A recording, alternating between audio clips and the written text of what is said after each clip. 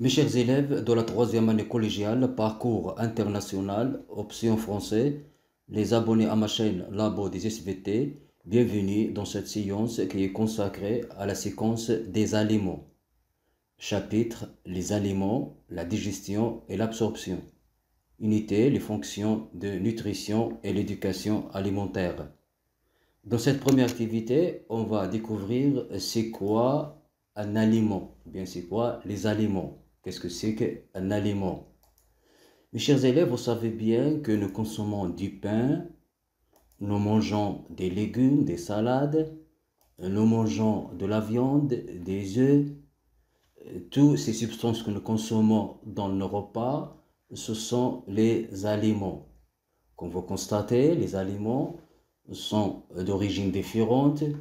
Il y a des aliments d'origine végétale comme le pain, les légumes.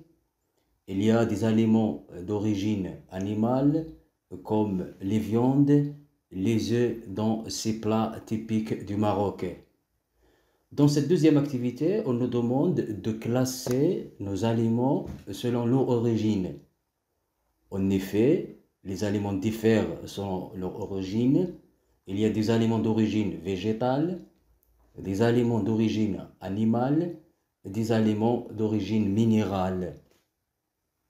On nous demande de classer ces aliments. Donc, les courges c'est un aliment d'origine végétale, les chips végétales, les champignons d'origine végétale, le beurre d'origine animale, l'huile d'olive, c'est un aliment d'origine végétale, les pommes de terre, c'est un aliment d'origine végétale, le miel, c'est un aliment d'origine animale, le lait d'origine animale, les yaourts d'origine animale, le chou-fleur, c'est un aliment d'origine végétale, les oignons d'origine végétale, le pain, c'est un aliment d'origine végétale, les carottes végétales, les bananes d'origine végétale, les crevettes, c'est un aliment d'origine animale, l'huile de table, aliment d'origine végétale, le maïs végétal, les pâtes d'origine végétale, les poires d'origine végétale,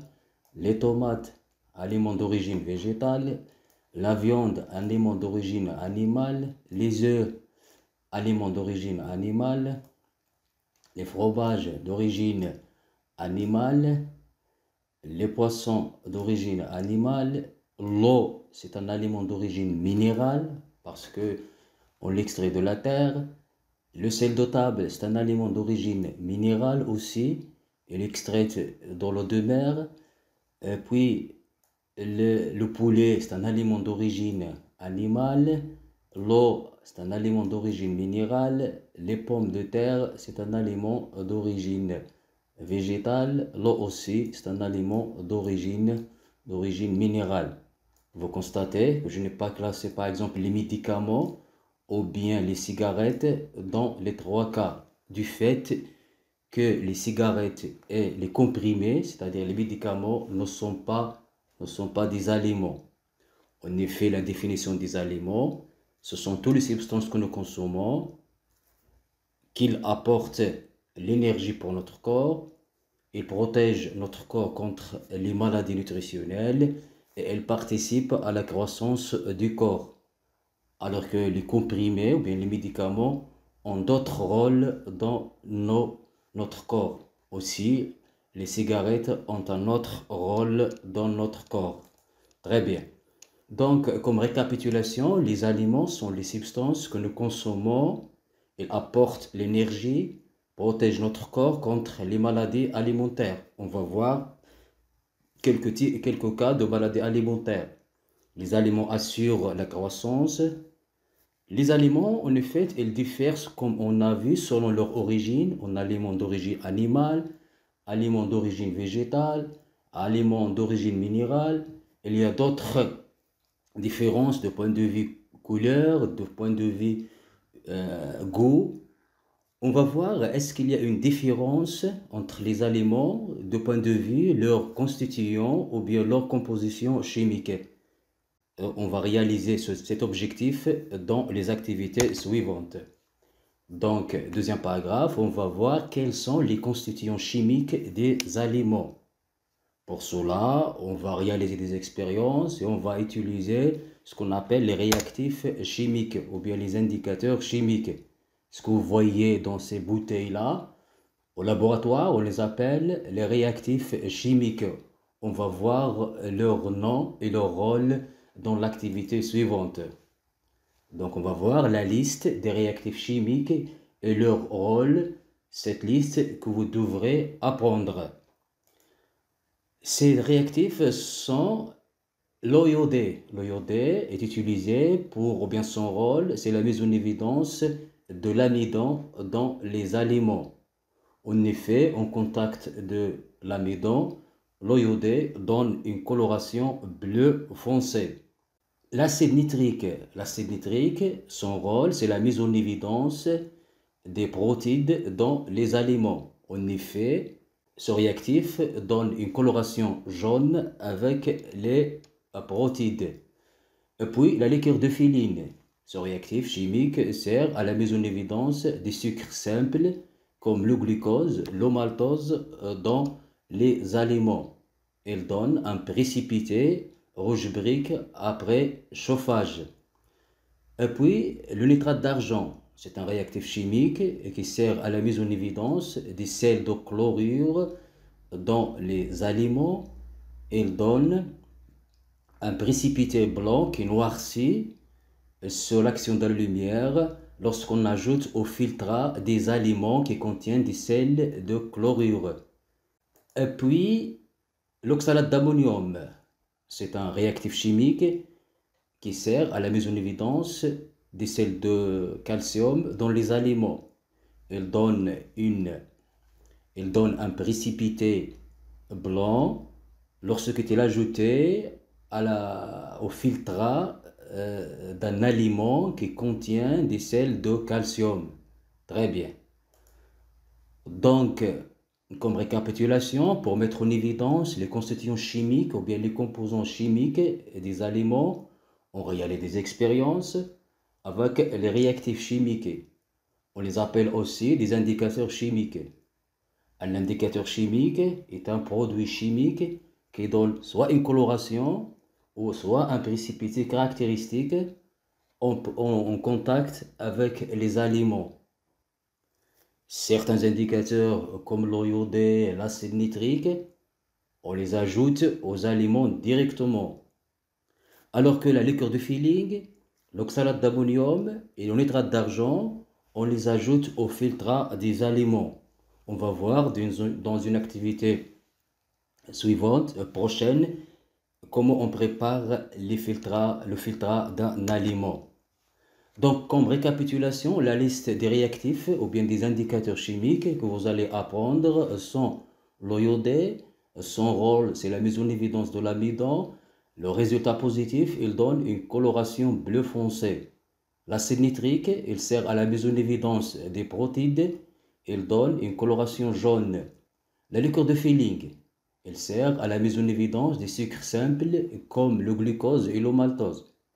Il donne un précipité rouge brique après chauffage jusqu'à ébullition. Le nitrate d'argent, il sert à la mise en évidence des sels de chlorure. Il donne un précipité blanc qui se noircit avec la lumière.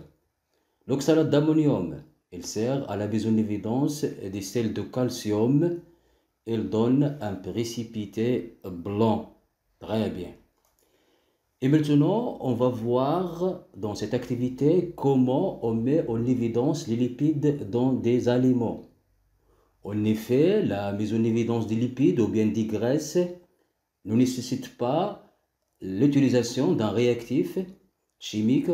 On utilise une manipulation simple qui consiste à prendre, par exemple, dans cette activité, on va voir est-ce que les olives contiennent des graisses ou bien des lipides. On utilise des olives puis un papier blanc. Qu'est-ce qu'on va faire? On frotte une olive sur le papier blanc. On constate comme résultat la formation d'une tache translucide ou bien d'une tache semi-transparente. On conclut donc que les olives contiennent des lipides. Très bien. Donc, comme récapitulation, pour mettre en évidence les lipides ou bien les graisses dans les aliments, on frotte cet aliment sur un papier. S'il se forme une tache semi-transparente ou bien translucide, on conclut que cet aliment contient des lipides. Très bien. Et maintenant, on passe dans cette activité à voir comment on prépare le filtrage d'un aliment, comme le pain par exemple. Donc, pour préparer le filtrage du pain, on utilise l'eau distillée, c'est-à-dire l'eau pure, c'est-à-dire l'eau qui ne contient pas de sels minéraux. On utilise un papier filtre, un entonnoir, puis un bécher et un support et un agitateur. On commence par mettre des morceaux de pain dans l'eau distillée, puis on mélange pour que les substances dissolvables qui se trouvent dans le pain vont dissoudre dans ce mélange. Puis on filtre ce mélange et on obtient un liquide limpide qui est le filtrage du pain. En effet, toutes les substances dissolvables qui se trouvaient dans le pain sont maintenant dans ce liquide, c'est-à-dire dans le filtrage du pain. Alors par exemple, les sels minéraux qui se trouvaient dans le pain se trouvent maintenant dans le filtrage du pain.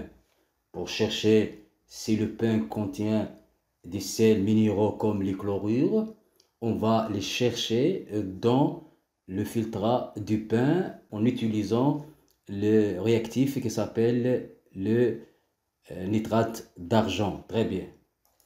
Et pour préparer le filtrage du lait par exemple, alors puisque le lait c'est un aliment liquide, on ne doit pas lui ajouter de l'eau distillée. Donc on utilise du lait, puis un acide, du vinaigre par exemple, puis un entonnoir et un papier filtre. Qu'est-ce qu'on fait? On caille, c'est-à-dire on fait coaguler, on caille le lait avec, l'acide. Alors on constate que le lait se sépare en deux parties. En bas, c'est ce qu'on appelle le caillot du lait. Et en haut, un liquide surnageant qui s'appelle le sérum du lait. Puis on filtre le sérum du lait et on obtient un liquide limpide qui est le filtrage du lait. En effet, tous les sels minéraux ou bien les substances dissolvables dans l'eau qui se trouvaient dans le lait se trouvent maintenant dans le filtrage du lait. Très bien. Donc, comme récapitulation, pour préparer le filtrage du pain, on mélange des morceaux de pain avec de l'eau distillée, c'est-à-dire de l'eau pure, et puis on agite pour faire dissoudre les constituants solubles dans l'eau. Et puis on filtre le mélange pour obtenir le filtrage du pain. Alors que pour préparer le filtrage du lait, on caille le lait avec un acide, et puis on filtre le sérum du lait et on obtient le filtrage du lait. Très bien. Et maintenant, on passe à la partie pratique, c'est-à-dire on va mettre en évidence quelques constituants de quelques aliments. Donc, dans cette expérience, on utilise l'eau iodée qui sert à la mise en évidence, comme on a avancé, des sucres qui s'appellent l'amidon dans des aliments. On utilise plusieurs aliments, le pain, les pommes de terre, les bananes et le fromage. Donc, regardez, si on ajoute l'eau iodée sur les pommes de terre, on constate la formation d'une tache bleu foncé. Si on ajoute l'eau iodée sur le pain, on constate la formation d'une tache bleu foncé. si on ajoute l'eau iodée sur les bananes, on constate la formation d'une tache bleu foncé. Donc, les pommes de terre, le pain et les bananes contiennent de l'amidon. Si on ajoute l'eau iodée sur le fromage, on constate qu'il n'y a pas de formation d'une coloration bleu foncé. La couleur reste la couleur de l'eau iodée qui est presque jaune. On conclut que le fromage ne contient pas de l'amidon. En effet, l'amidon se trouve seulement dans les aliments qui sont d'origine végétale. Il ne se trouve pas dans les aliments d'origine animale comme le fromage. Très bien. Et dans cette deuxième expérience, on utilise un réactif qui s'appelle l'acide nitrique et le fromage, ou bien le caillot du lait. On verse quelques gouttes de ce réactif sur le fromage. On constate la formation d'une tache jaune. On conclut donc que le fromage contient des protides. Très bien. Et puis, dans cette troisième expérience, on utilise la liqueur de filling, on utilise le filtrat du pain, on utilise du feu pour chauffer.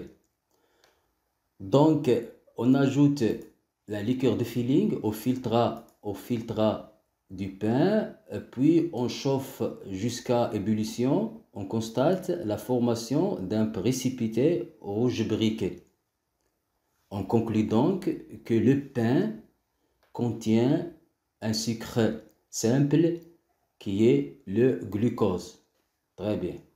Et maintenant, on passe à cette troisième expérience. On utilise dans cette expérience le filtrat du lait.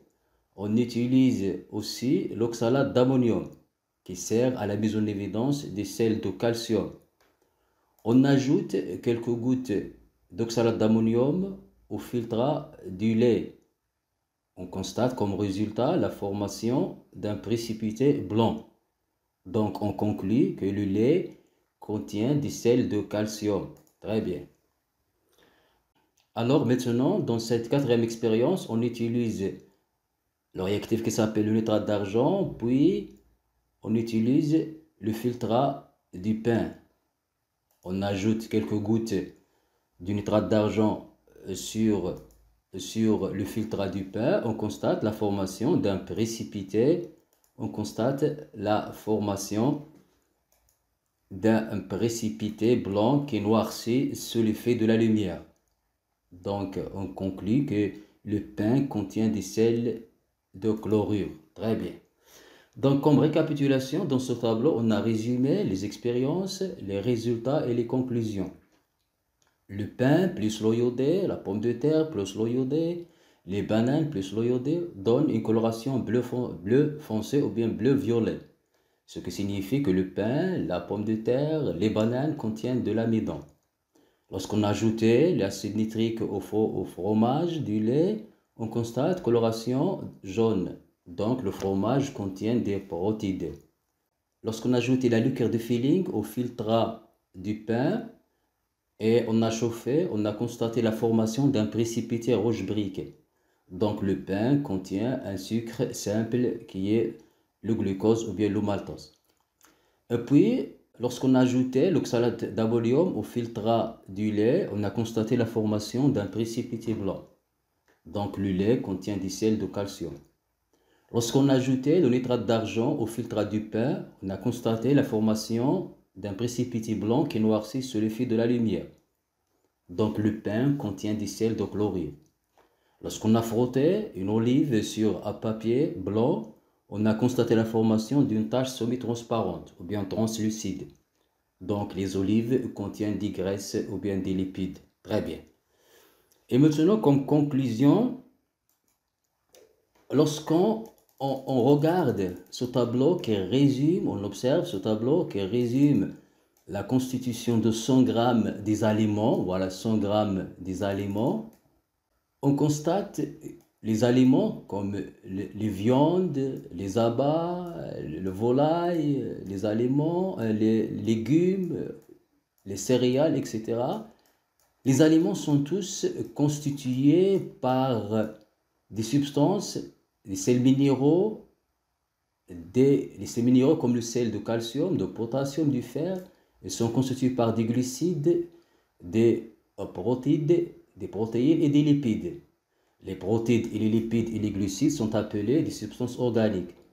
Alors que l'eau, le sodium, le calcium et le potassium sont des substances minérales. Il y a aussi dans les aliments des vitamines, vitamine A, B1, C, etc.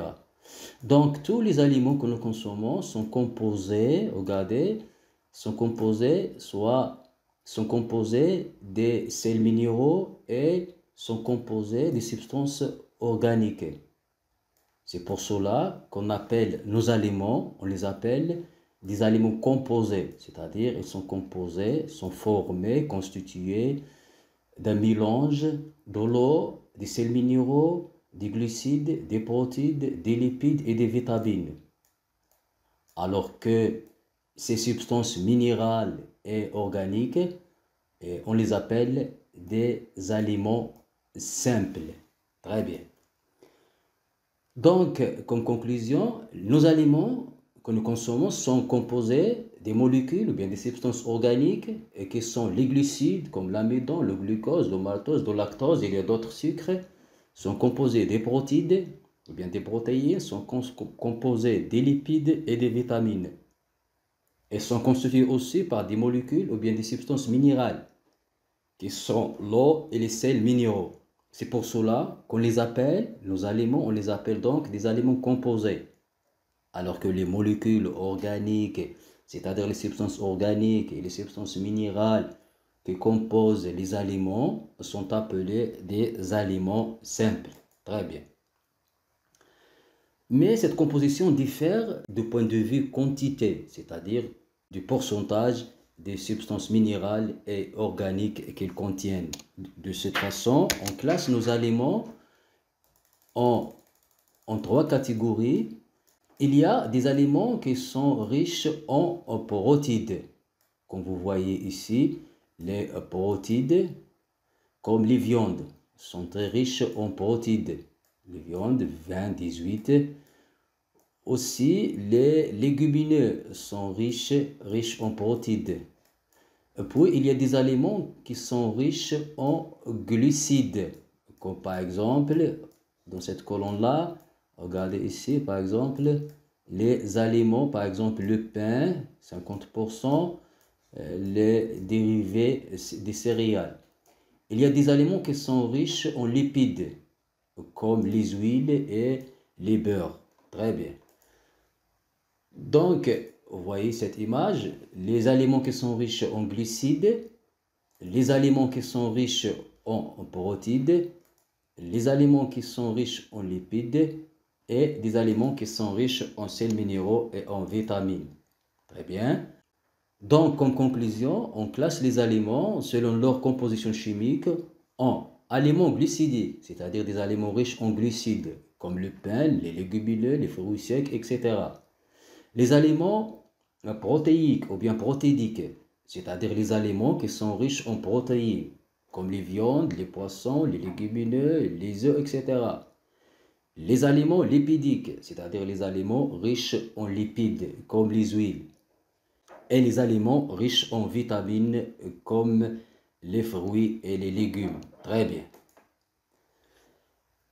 Et maintenant, dans cette comparaison, on va comparer la composition chimique du pain et du lait. Dans cette comparaison, on a constaté que le pain est un aliment non équilibré, c'est-à-dire que le pain est très riche en glucides.